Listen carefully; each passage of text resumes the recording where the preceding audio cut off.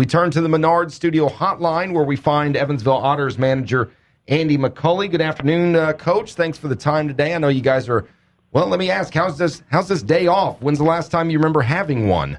It's been a while, and I'll tell you, with the All-Star, getting thrown into the All-Star game there, I was counting on 4 days off there, and then I guess I was lucky enough to be selected to manage the team, so there went my 4 days of the All-Star break. So, we kind of limped into this 2-day off break here, but enjoying it and ready to get back to work tomorrow. Well, as you said, you guys had a long road stand there over the weekend with games out of town, obviously, with some quite a bit of distance to travel in between the two series you played.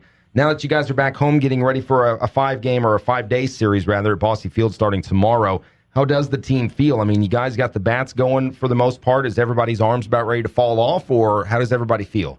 Well, I mean, we're battling a few nicks and dings, just smaller stuff that have kept some guys out of the lineup that road trip, and they're unfortunate, but that's going to happen with the long season and the bus travel and everything like that. But I mean, nothing serious, but enough to keep guys out of the lineup. But I think we got a little healthier towards the end of that trip, and certainly these 2 days are going to help. But yeah, that road trip going from St. Louis all the way up to Cleveland, playing the next day was really took the wind out of some of our sails, and there were some long games in there too. I think there was 50 runs scored in that St. Louis series. So, a lot of baseball played, a lot of hours on the field, and definitely needed these 2 days off. But really looking forward to the upcoming homestand. Yeah, 6 games in 5 days. We got some new arms coming in that we're interested in taking a look at. So, it'll be an interesting homestand. We're looking forward to playing in front of the home crowd and playing at Bosse, that's for sure. Well, you had that series earlier last week, Coach, with the Rascals of River City, who lead in the West Division, and you got two games out of that. You won that series.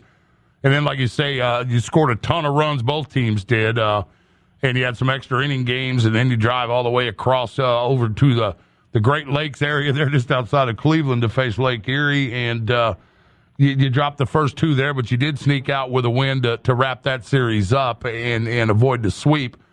But now that you're back home and the season, you've only got a few weeks left in the season, about a month, but you're trailing the Wild Things by 1 game. They play tonight. You guys go in tomorrow.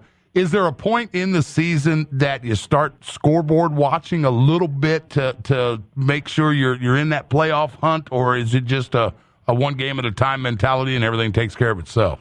Yeah, the guys have done a great job with that all year. Just taking it 1 game at a time, 1 series at a time, 1 week at a time, and just moving on progressively like that. And it really shows to our consistency all year. I mean, I think our longest winning streak on the year is maybe 5 or 6 games, but we've always seemed to eke out wins and eke out series wins and eke out good weeks and stay right around that 6-4 record for the last 10 throughout the year. So it's a real credit to the consistency of the players that I have and the professionalism that they've approached their job. So I don't really think we're at that point yet to start scoreboard watching. There's still a long way to go with a lot of games to play and some tough travel in there as well too. But probably towards the end of this month, I'm sure we'll be checking the out-of-town scoreboard a little more regularly.